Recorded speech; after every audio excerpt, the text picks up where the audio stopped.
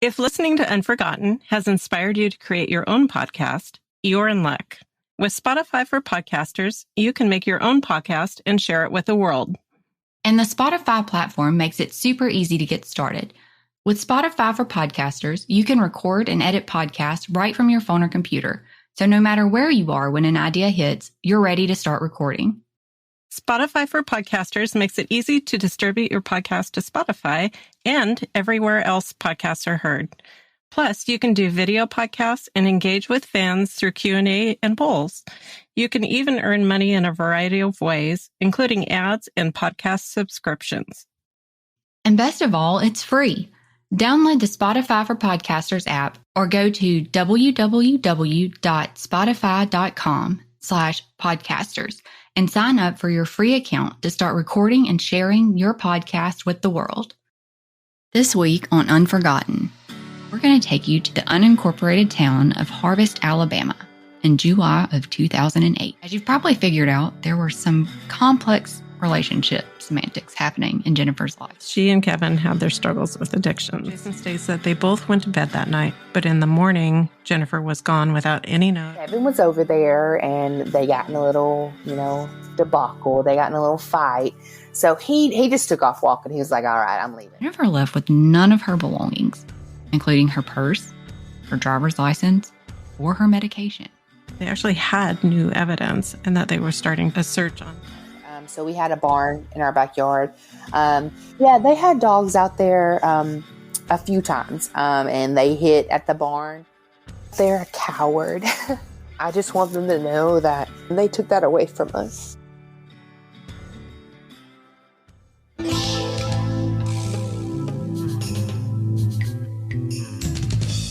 Hey everyone, this is Sellers. And this is Stormy. And this is Unforgotten, where each episode will highlight unsolved missing, murdered, and suspicious death cases in Alabama in order to raise awareness and hopefully obtain some answers for victims and their families. Please remember that any individual referenced in the podcast should be considered innocent until found guilty in a court of law, and any opinions or views expressed in the podcast are solely those of participants. Listener discretion is advised, as some of the content discussed in the podcast may contain violence or graphic descriptions and may not be suitable for all audiences. Be sure to join our Unforgotten Patreon channel today to gain exclusive benefits, including early access to ad-free episodes and bonus content. By subscribing, you'll also be supporting the efforts of ACCA in assisting families and raising awareness for Alabama cold cases.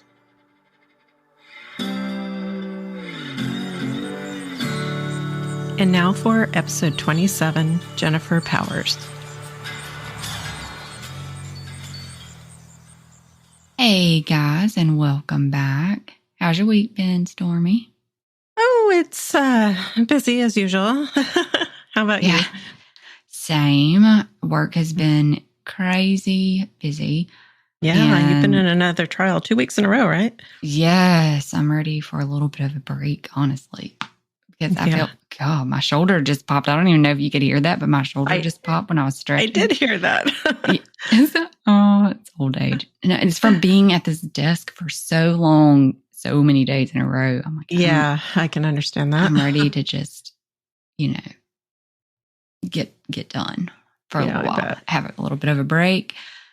But it's been an interesting week. Yeah. I mean, on all the fronts, really. They had the hearing on the Jordan Vandersloot. Vandersloot. I always say his name wrong. Yeah, I always say it that other way too. That was really unexpected, interesting. Kind of, I guess. It was like out of the blue. Well, I kind of thought whenever they came out and said, we are pursuing these charges, he is going to be extradited back. In my mind, I was thinking there's got to be a way for them to work this so they can get information, because it almost seems like I can understand why you would want to pursue that, considering all that's went into it. But it also seemed like there's got to be another point to this to be able to try to get information or something is what I was thinking the whole time, because that's a lot of work to put in as far as extraditing him back on financial charges where he's just going to go back to Peru. And so I'm really glad that they were able to work this plea deal out and that it was contingent upon him providing information. But I'll be honest, I don't know what I think about it. I guess where I go with it is it's at least probably partially true. Yeah. And I think that's really what matters the most for them. An admission and the general terms of it. But it is kind of curious. And I don't know, we posted some of the filings over in the Patreon channel. So I don't know if you're listening, if you've had a chance to go look at those. But they actually attached to the supplement to the sentencing memorandum an excerpt from his interview. And the reason I got from listening to all of this that they feel like this is credible information is because he underwent apparently a pretty rigorous polygraph interview. Yeah. And I think first, my initial thought to that was, oh no, there's a reason those aren't admissible. People can pass those. And if you're a pathological liar who's been doing this for a long time, would it be easier? But I don't know. I guess it would depend on what kind of environment you're in when it's being given, because that matters. Are you comfortable? Are you in a place where you're not comfortable? Yeah. What is the environment like? Who's doing the questioning? Are they intimidating? Exactly. We talked about that. They like a no bullshit kind of person? Right. Yeah. The other question I had, and I thought I'd need to go back and look, but I got the impression that he agreed to the agreement and gave the confession, but that they confirmed it afterwards with the polygraph rather than before. Maybe. If that's the case, I almost trust it more, but yeah, I don't know. Yeah. Well, in the excerpt that they actually attached, they didn't put the whole thing. And this is kind of another thing, I guess, that played into it was what was said before and after the excerpt that they actually attached. But he admits to being with her that night and that they were dropped off a little bit further away from her hotel, so they would have to walk back. And basically they were walking out along a beach and they started making out, and he started groping her, and she asked him to stop and he didn't. Right. And he continued. And so she ended up, according to him, kneeing him in the crotch. Yeah. His words is that's what she did. And I think that says a lot about her. Like, good for her. I said no. No means no. Yeah. Okay. That's crossing a line. And apparently he got really mad. So he got up, kicked her in the face, and then proceeded to get a concrete block, cinder block that was over there that apparently came from some wall that was nearby. It looked like a beach wall or whatever. And he says that he repeatedly hit her in the head with it. And I'm not going to read his words because they're very graphic. And it breaks my heart that her parents listened to this in real time. Yeah. Because in your mind that they've already had thoughts about what happened and probably have some idea. But to actually hear it voiced, that had to be just kind of reliving this traumatic experience that has been ongoing for so long. Yeah. I have to commend the family, though. I mean, her mom especially, that, when they made the statement from the family, that, they do truly look at this as a win, not just a win, but, if for lack of a better word, nobody gets closure, but closure for them. And she seemed very content with what had occurred, right. The conclusion. So, they say, there's not going to be any further searches because this is the conclusion. Yeah. Because in his admission, he says that he then took Natalie's body out into the ocean and basically pushed her out to sea. Yeah. And if that's how that happened, it would be almost impossible. Yeah. I mean, it would be a fluke thing if somehow some of her remains washed ashore somewhere. It would be a complete fluke and miracle. And there are questions that I have about that, but I don't think it really matters what my questions are. You know, as long if the family is content and they think that's it, this, you know, like I said, we don't have the full thing. We don't know what he said before. We don't know what he said after. We don't know what they have as far as the investigation goes to support that. But there's a reason they think this is true. Yeah. And exactly. I'm glad they got these answers. They've waited a really long time. Yeah, I agree. And there's actually also attached to that was a victim impact statement by her mom. And she let him have it. She did. She did. She really ripped into him, I think. And one of the things that she said was, you were to blame for all of their suffering, talking about his family, and said, and you are the one thing no one in Aruba wants to be, the black mark. Yeah. I think that's, I don't know, I don't want to say proud, because I don't think that that's actually the right word for it. But it takes a lot of strength to stand up there and face the person who has killed your child and maintain your composure the way that she did. I think she really held herself together a lot better than I feel like I probably would have been able to. Yeah, I agree. I mean, I don't know if it's, you know, after so many years of wondering or even knowing and just not being able to do anything about it, if somehow the time helps with that, you know, composure, or, you know, if it's just a case-to-case basis, you know, when it's fresher, are you a little more volatilely upset and angry about the whole thing, you know, after time, you know, we hear so many times from families that, you know, after a certain amount of time, they just want it to be done and they want to have their person back or have answers. And that's really all that matters at that point, but they just want it done.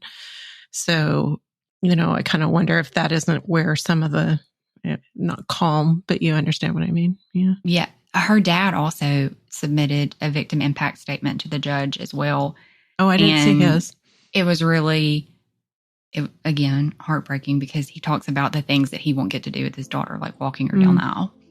Yeah. And how they never got to see her attend Alabama, where she had a full scholarship, and all of these things that they were robbed of, essentially. Yeah. One of the things that he says towards the end is, having seen and heard him confess to the brutal murder of our daughter, I believe him. We are satisfied that our daughter died at his hands and that he acted alone. Questions will forever remain about the extent to which others participated in depriving us of the opportunity to return Natalie's remains to Alabama. So, you know, it sounds like they probably do still have some questions about things, but as far as the big ones that they've always waited for, they're good. The ones that were most important. Yeah. Right. Yeah. So I think that is really commendable of them, the way that they have handled the entire thing. And maybe they had moments where they weren't as, you know, calm and, presentable, I don't think I've seen anything really public. And granted, being out here, I probably didn't follow it as close as you did, although it was very national. But, you know, I never really remember seeing, I mean, I remember the normal family reactions, you know, to what happened, but I don't really remember them ever being particularly unhinged or anything like that in the news. I think they always seemed to be very composed as a family and just wanted answers and wanted their daughter. I'm not sure I would be able to be one of those parents. I don't think I don't know. You know, you never know until you're there, but I don't feel like I would be either. You don't know how you'll react until you're in the situation. And that really goes to say about a lot of different things. But I also have a very short temper. Yeah. Like it takes a while for me to get to that point. But once like the fuse is lit, it's done. It's like you got about 30 seconds before it just explodes. Like clear the room. Yeah, exactly. And I'm trying to be better about that. But I mean, I guess it's beneficial in some areas, right? Yeah. Sometimes it gets things done. Yeah. You just, the other thing that's happened just yesterday, Thursday of this last week, for those listening now, it's national news, not Alabama. And I really need to go back and actually listen a little more. Are you about to talk about Delphi? I am. Good, because I missed the update that came out. I was hoping you would know. They were supposed to have a hearing yesterday. It was like a sudden hearing that wasn't planned because they weren't supposed to do anything until the 31st. Mm-hmm. And so this, I guess, unscheduled hearing decided to take place. And then last minute, the judge canceled it because Mr. Allen's attorneys dropped him. Wow. So they quit him. Weren't they appointed? That I am not sure if I remember if they were appointed or not. But, there's been, I guess, some crime scene photos that were released. Nothing graphic, but that I understand anyway. But they were released. They weren't supposed to be released, obviously. And there's been a lot of talk about information in the case that has to do with Odinism. I don't know if you guys know what that is, but what is that? I don't know. It's a little bit like, I don't know what people think Wiccan is like and things like that, but it's a little more on the evil side. Oh, wow. But there's some talk, and I haven't seen all the documents yet, but there's some talk about there was some symbolism on the scene. Deliberate symbolism, and that it all matched this Odinism. So that's religion not just speculation or somebody coming up with. So you know how sometimes people look at things and they're like, "Oh, that's definitely a sign for something," and then right. But it's people wanting to see things. It could have been completely coincidental. This is like actually proven. Yeah, we kind of wondered that from the beginning. They talked about there were what they call signatures on the site, and that could be anything. Mm-hmm. I mean, that could just be something like, the guy always has to go to the bathroom afterwards, so he goes and pees in a tree next, or something like that. Yeah, that it could be as little as that, or it could be deliberate as some staging something.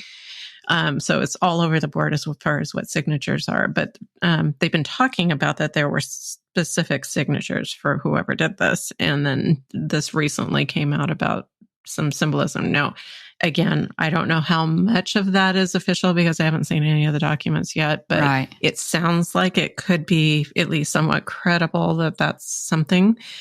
No, I guess they've been trying to tie him to it, but that's what the defense was using supposedly to say that he wasn't, because there's a group, I guess, locally that is.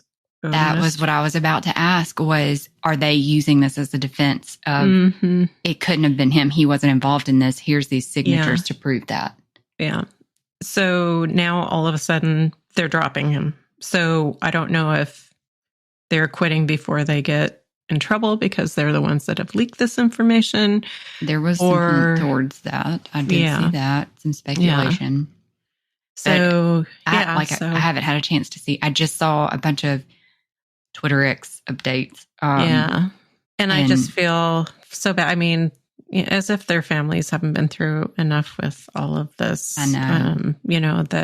And I know that they were with, suddenly there a hearing, taking place. I'm sure they thought there was something more going on, and now this happens. So, and it sounds like the trial was supposed to take place in January, but now that he doesn't have counsel, it's going to be postponed further. And they haven't set a date yet. Which is kind of understandable because anybody that comes in is going to need to get caught up, to speed. And totally I'm sure understandable, but this is for the also family, a case that's been out for a while. So I'm sure there's a lot of documents. Oh, yeah. Yeah, there's a lot going on with this one. So anyway, I just thought I'd bring that up because that's pretty hot news right now too. So, and even if it's not directly related to Alabama, paying attention to how things are handled across the United States is a good thing because it is. Yeah. You see how they're handled. It can set a precedence for how other cases are handled. Mm-hmm. And also when you start seeing, here's something this agency used to crack the case. Here's this here. It gives you ideas for things that maybe haven't been tried in other cases. Yeah. Yeah. So I always think that it's like a good idea to keep track kind of how things are going and how they're handling. Yeah. And this is really random, but I just found out that my TV has court TV. Oh, yeah. That it's so court TV is pretty interesting. And you get to see a lot of this live stuff. Like this would have been on live if had it taken place. We cut our cable and stuff we did a long time ago. Yeah, us too. We probably should have just kept it at this point because we've got so many subscriptions to different things. It's like, we've got a Hulu subscription, Paramount Plus, Discovery Plus, HBO, we got Peacock, whatever, like everything under the sun. But I just found out that we have a Samsung TV and it comes with Samsung TV Plus. I had no idea. And I'm like, well, what's on here anyway? And I'm flipping through and there's Law and Crime and Court TV where you can watch the trials that are going on. And I'm like, score. Yes. Because I like trials. Like that's kind of my thing. I love trials. I've always liked trials. That's why we love Jay Shaming, right? It's his YouTube channel and kick is Shaming of Jay. And oh my gosh, he does court hopping. That's like my favorite thing to watch.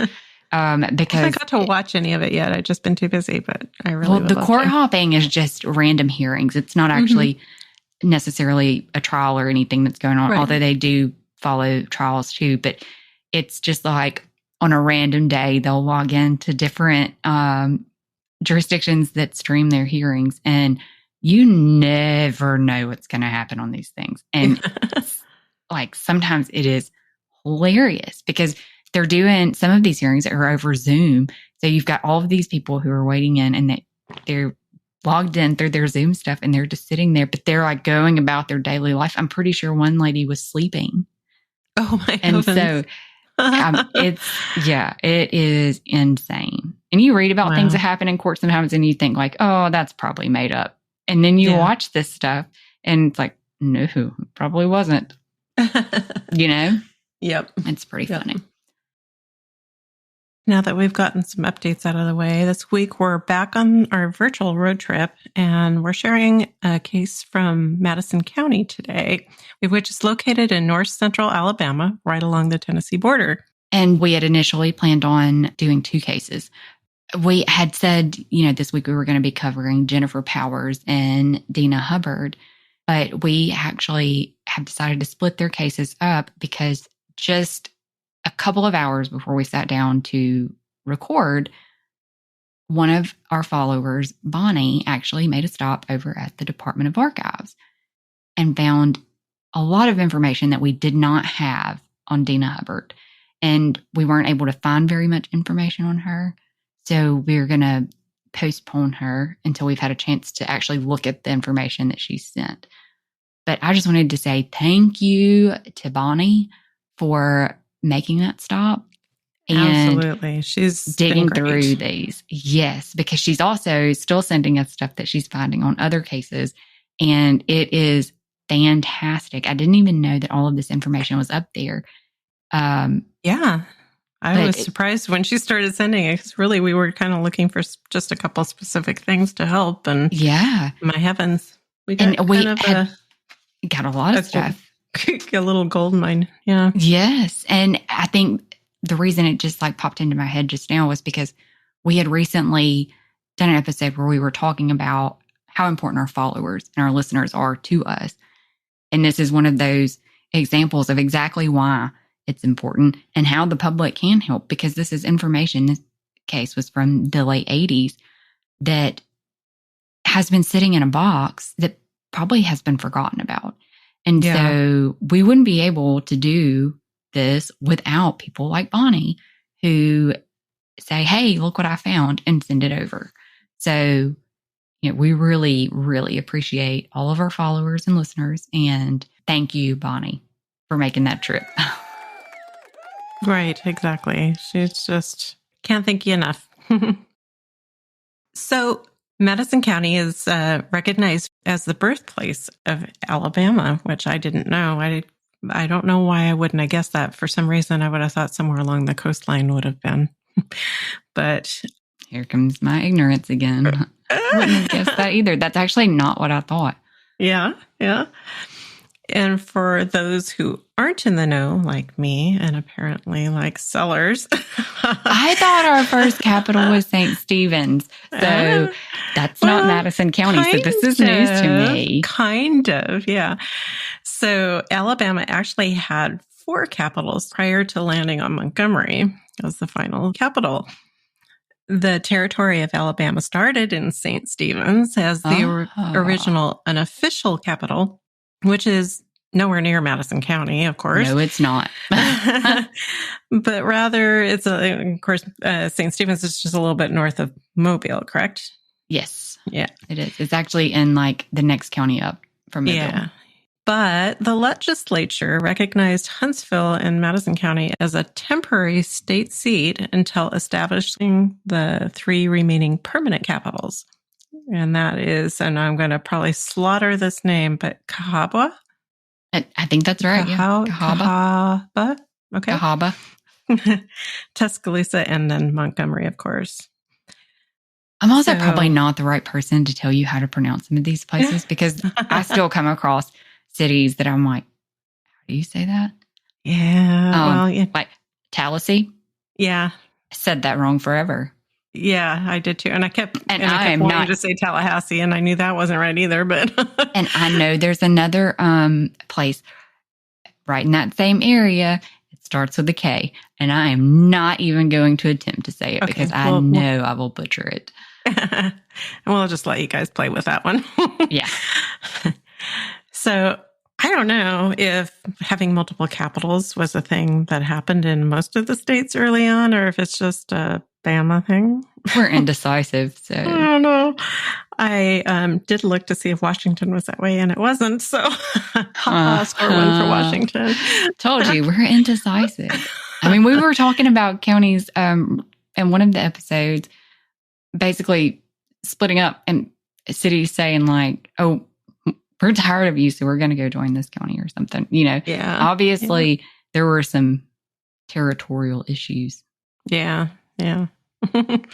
Well, and I think, I say Washington wasn't one of those, but I'm guessing that, the Wild West, had its uniqueness as far as when states were established and that sort of thing. But, further east you go, the earlier on everything was, and they were still establishing, territories and things back then. So I'm guessing that things probably changed in a lot of states back then. In addition to the contribution to history in helping to establish Alabama as a state, Madison County boasts the Montesano State Park in the eastern portion of the beautiful Montesano Mountain. The park has campsites, some overnight cottages, hiking trails, and picnic areas with scenic overlooks. The mountain itself has an interesting history. Montesano is Spanish for Mountain of Health.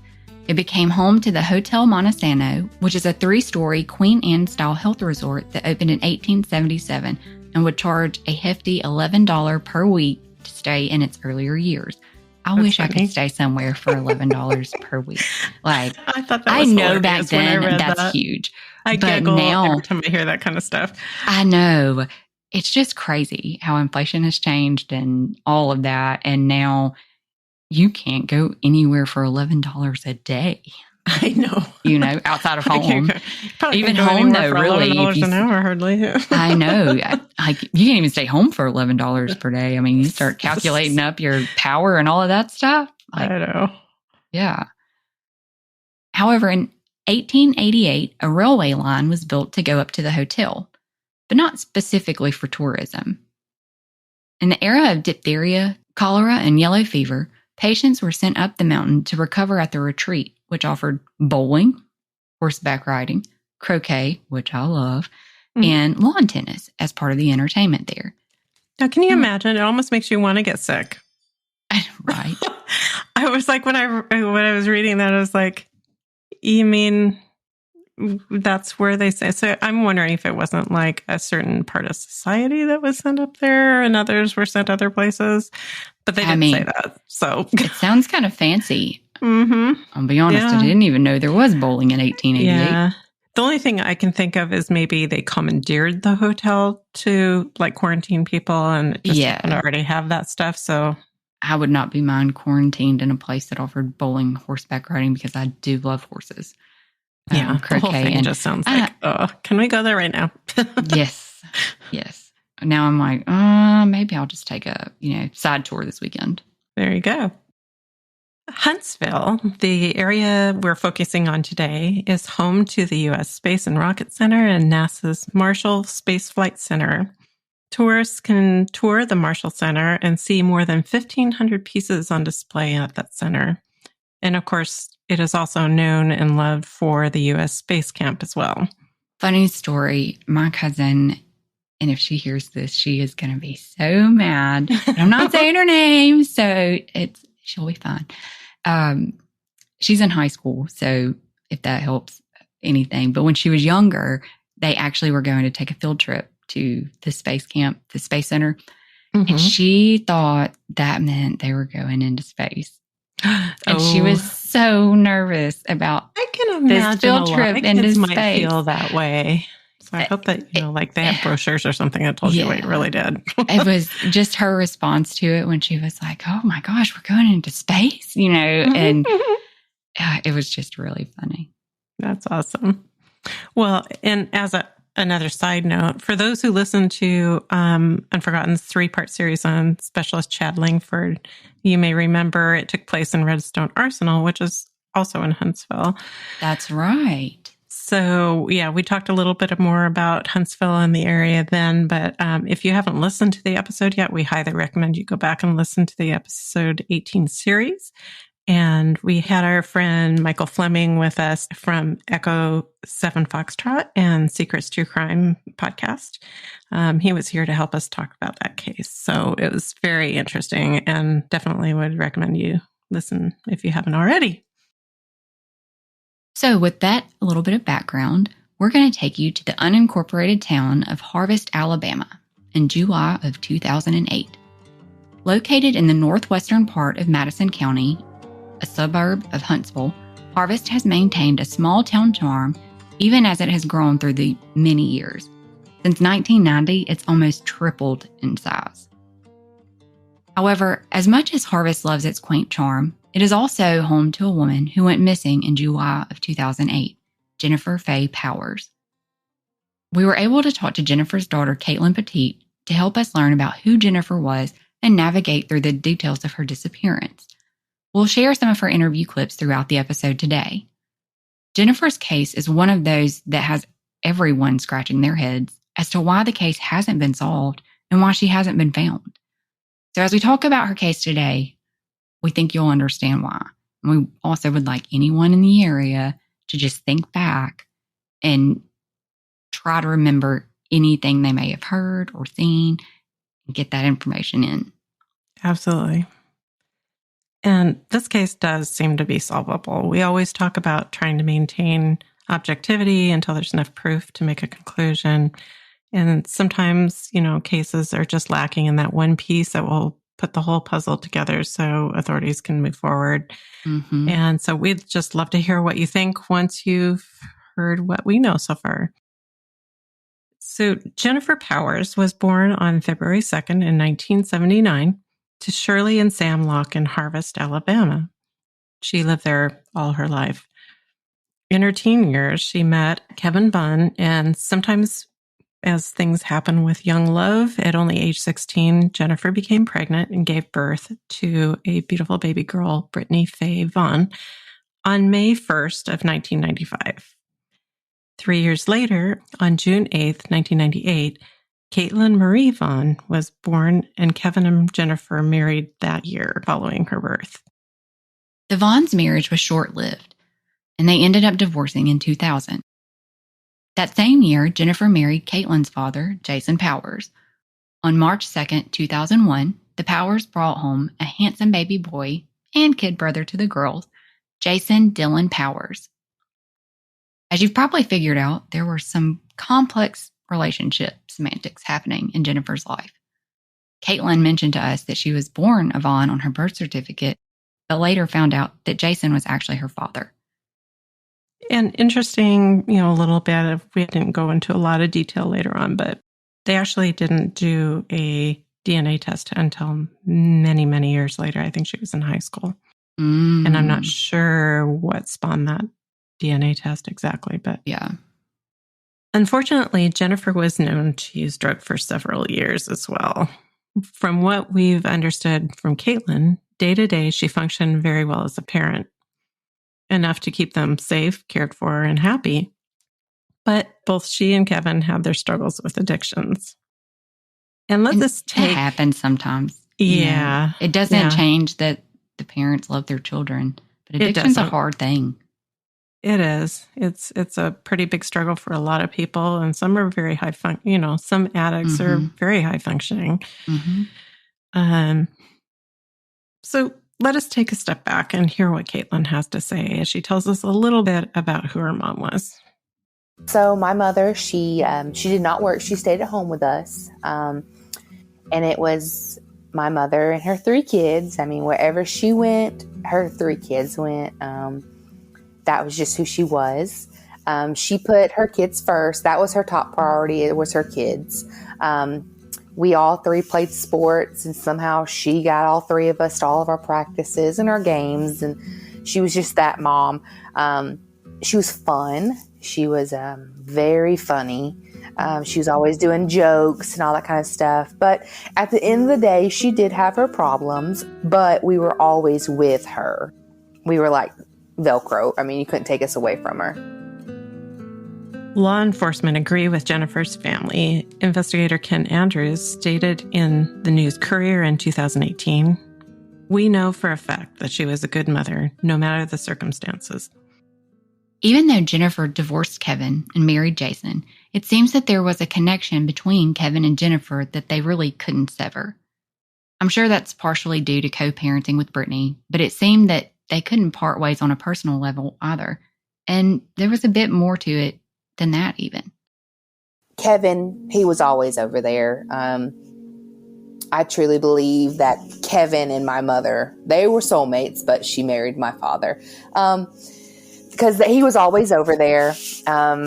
She was a different person around him. He would come over, when my dad would leave. I know it doesn't sound right and it's not, but it happened. And Kevin had his problems as well. So that's why he was always over there, because they could get high together and all that kind of stuff. So this gives a little bit of perspective into what was going on in Jennifer's life leading up to the day of her disappearance. I just can't even imagine, kind of finding out a little bit more about it from an adult perspective, later in the years. It must have been kind of difficult at first to hear. Katelyn was so wonderful about talking about all of this. She, just focused on the positives and how wonderful that she felt her mom was, and the love that they had in the family. So, like what they said, it doesn't discount the fact that she was a good mom who loved her children and her children loved her. Exactly. Yeah. From accounts in the news, on July 11th, 2008, the kids were at the grandparents' house, and it was said that Jason and Jennifer were going to dinner. Jason states that they both went to bed that night, but in the morning, Jennifer was gone without any note or indication as to where she went. Some news articles say he states she went outside and never came back, and others say he woke up to find her missing. So it's kind of hard to know exactly how he really phrased that, but whatever the case, he seemed to think that she just left. I'm one of those comparison people. I want to see what you said at various times, and I want to see how it changes. Yeah, wording matters. It does a lot. Is big. So what we read sort of leads one to believe that there was little to nothing that actually happened. She just up and left, like occasionally happens. We talked about that last week with Olivia, that there was a case that is potentially resolved. It hasn't been announced yet. Still waiting on a few things, but there was a lady who had been reported missing, and it looks like she just left, and was later found in another state. However, Jennifer left with none of her belongings, including her purse, her driver's license, or her medication. And so it seems that there's a little bit more to the story than just up and leaving. Yeah, I agree. In addition to the news stories making it seem as though the evening was really just two parents going out to dinner while the kids were at their grandparents', and that it was a typical planned parent/grandparent arrangement, it really wasn't that at all, as Katelyn explained to us when we talked to her. As far as that day before, July 11th, Kevin was over there and they got in a little, debacle. They got in a little fight. So he just took off walking. He was like, all right, I'm leaving.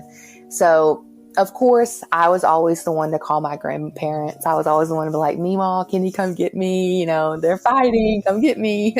So my grandma came and got us 3 kids. And all I remember is we were pulling out of the driveway and my mom she stayed there.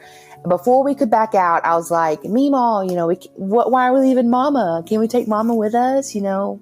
And she stopped the car and she's like, do you want to stay with her? And I said, no, I'll go home with you. And we left. Katelyn goes on to explain that Jason was at work when this happened, but he had called her grandmother and they did talk about what was going on and why, the kids were with her. And he was like, just keep the kids tonight. I'm going to take her out to eat. We're going to figure this thing out. Kevin can't be coming over, all this kind of stuff. That's what, my father said, Jason. Well, I guess they went out to eat. I really don't know. And then the next morning, on July 12th, my grandparents brings us kids home. We all run inside, waiting to see Mama, and she's not there. Every light in the house is off. My dad is just kind of sitting up in bed, just sitting there. And we're like, where's Mama? Where is she at? And he's like, I don't know. She wasn't here when I woke up. Yeah, you can tell obviously that there was more that Jason kind of knew than what he let on. When Katelyn was recounting this, it sort of struck me. Like, it didn't seem like he was at all upset about what Jennifer did, her leaving, or about the kids or anything like that. It just seemed like he was acting sort of odd with all the lights out, sitting up in bed like he was, right? Yeah. It's bizarre, to say the least. Bizarre. Yeah. And, we talked about this already once, but, we never know how people are going to react to things. And it's very possible it's just the way he reacted. Sort of as stunning as it was, Katelyn does explain the completely different reaction the kids and the grandparents had as the day unfolded. And if they were fighting and there'd been, a pretty serious or heated argument, which obviously if the kids felt like they should call somebody to come get them, it was probably pretty heated, then you can look at it too as like, maybe he was depressed. Maybe he was in shock, like, oh my gosh, she did actually leave. Mm-hmm. Yeah. Not what my initial thought is, but it could happen. Mm-hmm. So me and my sister, we took my father's phone and we went next door because we were very close with them. So me and my sister, we went next door to Miss Wilson's house and we just called everyone we knew because we didn't know what to do. We went and asked the next door neighbors, we were asking everyone. We're like, have you seen her? Everyone knew who she was. But my dad was just sitting there and he said, I don't know. She wasn't here when I woke up. So finally we get my grandparents back over there and we had to wait so long before we could file the missing person because she was an adult. We had to wait so long. And so we waited and we finally talked my dad into calling. And then that's when she officially was reported missing. But then again, that's just his personality. He is very quiet, very to himself. That's just him. So at that point, we didn't think nothing. And then he's always been the type. He's always been the stern, serious one. To take everything in context, keep that objective look on this.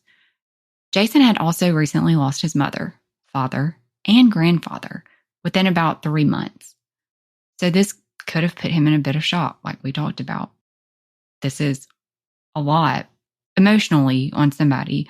He's grieving the loss of his relatives, and now he's had this fight, and she's not there anymore. I can imagine that is pretty heavy stuff to be dealing with for even adults, Absolutely, yeah. I don't know the circumstances behind the other deaths, but that's a lot. My grandfather died several years ago, and then my grandmother passed away within the last couple of years, and I still have days where it's a lot to handle. So I can see where that could put somebody in a not great place. Yeah, absolutely. Especially with it being that close in time. Once Jennifer was reported missing, it took a bit for any real investigation to take place. Even into August, investigators were still saying they had no reason to suspect foul play. Like they were actually thinking that she probably just left on her own, which, again, happens frequently. I know. They did eventually realize that it wasn't likely that she left on her own since there was no activity on her accounts. And, she left all of her personal belongings behind. But I think what really kind of tipped them off that something wasn't just right with her voluntarily leaving was the fact that they had come to believe she would not have just voluntarily left her children. And, like Katelyn has said, they were glued to her mom. Like they went everywhere with her. She even indicated that they probably went places they probably shouldn't have gone with her at times, but they were so close and she just loved them so much. She never left them alone. I mean, I don't mean like hovered and smothered them, but, they were just always together and she just was that kind of mom. Better for them to be with her than to be with other people, essentially. Mm-hmm. Yep.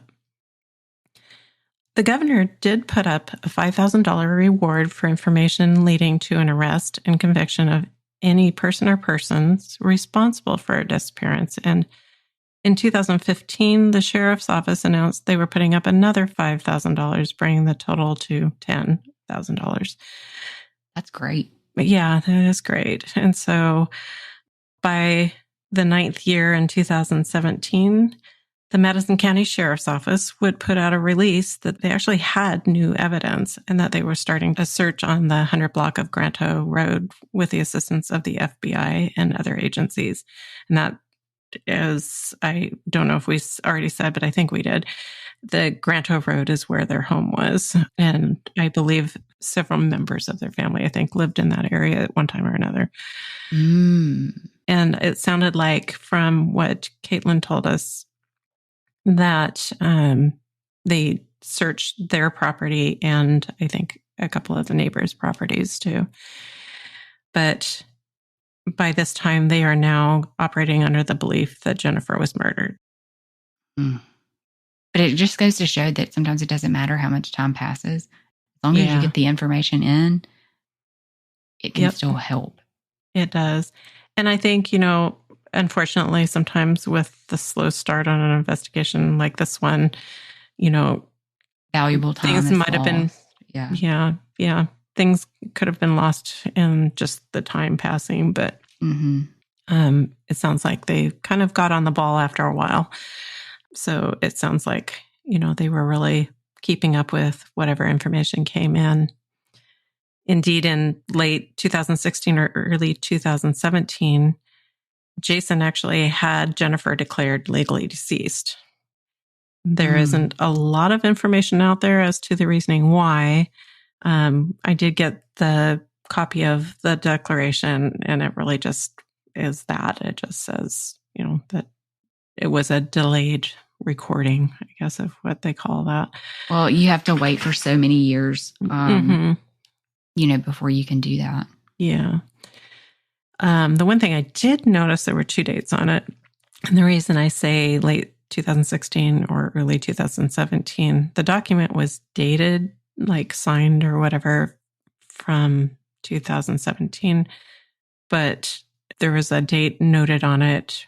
I think it was either recorded or reported in December of 2016. So I don't know if the delayed recording had anything to do with that.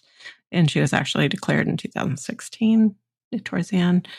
But regardless, it was all in that time frame. It may have been that the initial petition was filed in December of 2016. And then, there's holidays and things that happen there and court hearings get moved around and stuff. But before the court actually had a chance to grant the petition, right? It took until 2017 for it to actually get to that point.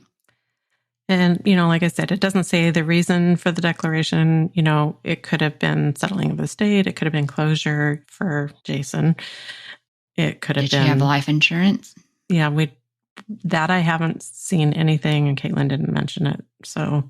Because a lot of times you need a death certificate or something to be able to move forward with different things. So. Which is kind of like I said, it could have been part of just estate settling, And by estate, that is, when you say you settle an estate, it sounds like, oh, she had this big estate. No, everybody has an estate that they settle, even if it's nothing.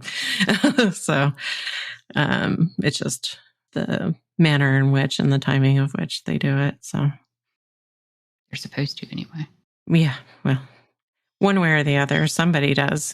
Yeah. Whether it's the state or county or family. Yeah.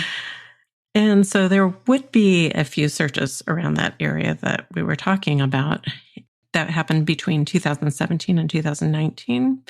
And in fact, cadaver dogs were actually brought out to the area where they actually hit near a barn that was on their own property. And I believe there was a couple other areas that they didn't really specify. Then they actually brought out machinery to dig. There's some reports that say they collected some evidence of some sort. I'm thinking soil samples probably. Right. Because they did evidently not find her. And so far they haven't reported that they have really any evidence that they've been able to share. They kind of said there was no result from the searches. So not exactly, sure if there's things that we just don't know about, because there probably are. So here's Katelyn, and she'll describe a little bit about that too. So we had a barn in our backyard. They had dogs out there a few times, and they hit at the barn. And then again, they hit at the next door neighbor's house, and that's why they did the multiple digs there. But as far as finding anything, I don't think they found anything. They told me, a few times the investigators come over, give us updates and stuff. And they've mentioned 2 people that I know of that they have interest of, but nothing's really coming about it because they don't have anything to go off of. The biggest thing with this case is just the body. Once they can find the body, everything else will be done with and everything else will fall into place. Katelyn and Dylan have had a lot of sorrows over the years, and worry, and prayers for answers to where their mother is. In the years since Jennifer's disappearance, Jennifer's oldest daughter, Brittany, had kind of stepped up to take on the role of being the mama to Katelyn and Dylan. But in 2013, they suffered another loss that left the whole family grieving again, when Brittany was very suddenly diagnosed and passed away of liver cancer on February 17th, 2013, at the far too young age of 17. I just can't even imagine. Can you? No. And having a younger brother, I have 2 younger brothers, but the youngest one, there's like a 12-year age gap between us. And I understand what she means when she describes her as this mother type figure, because I was always toting my little brother around with me. Yeah. And at 17 years old, to have gone through all of this with their mom, and then to have this cancer is hard. Yeah. Well, and we mentioned that Jason's parents and grandparent passed away also in a short time. Well, that's their grandparents and great-grandparent. Mm-hmm. So, that's still family there that even passed away, not that short a time, Yeah. The kid's Aunt Jessica states in a news interview, Brittany made people promise her not to forget about Jennifer. She told us, don't forget about my mama. Do everything you can to find her. So Katelyn has been... Heart. And that is heartbreaking. And now Katelyn is left to fill the shoes of both Jennifer and Brittany as a mother figure to Dylan. And that's not something, that she has to take on. I don't want it to sound like that. Not that she was left to do that and now she's obligated, because that's just not how it works. But when you have a family that's close-knit, you feel like it's your responsibility as the oldest child to kind of lead that and do what you can to make sure that your younger siblings feel just as loved as you did and have somebody they can go to. And as you can probably tell in the upcoming clip from Katelyn, although she doesn't say it, their family is very spiritual. She has a lot of faith. And, I think that plays a lot into how close they were to each other and helping them get through this. They are a really lovely, beautiful family. Oh, yeah, we became very close. My sister was Mama Bear after all this happened. She was probably 12 or 13 at the time, and I was 10. And then my brother was 7. So we're 3 years apart from each other. And then in 2013, my sister passed away. She had cancer. So, I had to fill those shoes, and it was rough. It was hard. It was the hardest thing I think I've ever had to do was fill those shoes. But I wouldn't change it. I couldn't change our relationship for the world. Madison County had been saying since the digs took place in 2017 that they had a person of interest, but seemingly they didn't have enough evidence to prove this. In 2020, they stated in the Madison Record that despite the last 12 years, Madison County Sheriff's Office has not forgotten about Jennifer Powers. There is a person of interest in this case that has become uncooperative. However, our pursuit of justice continues to this day. They also confirmed that they had cadaver dogs that indicated on the property, as we mentioned before, where they put it in the article, where she died, but searches to this point have not recovered her body. That's pretty telling that they indicated on the property where she died. That's pretty specific word. Yeah. And has become uncooperative, insinuates or implies that they were cooperative at one point until things maybe started changing. Yeah. This last July was 15 years, and the sheriff's office gave a plea to the public for help, saying that the family deserves closure. And though we know closure may not be the right word, the family really just wants to have her back. If you could say anything to the person that may have taken her from you, is there anything that you'd want to say? That they're a coward. That they can still be a coward and tell us where she is. They don't have to tell us who they are. I don't care. I really don't care who it is. And I don't even care if they get in trouble. I just want her. Because at this point, it's not about justice, it's about recovery. And I just want them to know that they took someone away that has missed out on a lot. They took a mother from 3 kids that didn't even get to go to, her own child's funeral, didn't get to go to the other kid's wedding, graduation, the first grandchild, nothing. And they took that away from us. And I do believe that they're going to get their payback one day. For Jennifer's family and those close to them, they have their own ideas about who took Jennifer. And it appears likely that law enforcement agrees with those thoughts. we're going to keep our opinions to ourselves and refrain from stating whether we agree or disagree that Jason may have been responsible, because we honestly don't have the information that the investigators have. But it does seem that they now are staying on the case, even if the investigation wasn't expedited as it should have been in the first place. So for now, we'll remain hopeful for Katelyn, Dylan, Jennifer's parents, and all of her family. They will have answers soon. I just want to thank y'all for doing the podcast, and thank all the law enforcement that has helped. We've had some really good investigators. That has been really good to our family. And I don't think it was the case to begin with, but I think it got better. Ken Andrews and Chad and Josh, I mean, they've done so good. The people behind the scenes, I mean, just everyone has been so great to us. Couldn't have done it without, our friends and family, church family, all of them. I mean, it's been overwhelming, the amount of support we've had. Thank you so much. The last we looked, there was still a reward for information leading to an arrest or location of Jennifer's remains, or if she's alive, to lead to her. If you have any information that would help investigators bring Jennifer home to her family, please contact Madison County Detective Chad Harbin at 256-533-8820. Or you can email him at charbin, and that's CHARBIN, at MadisonCountyAL.gov. You can also submit a tip online, and we'll have all of this information in the episode description, as we normally do. I've missed her so much.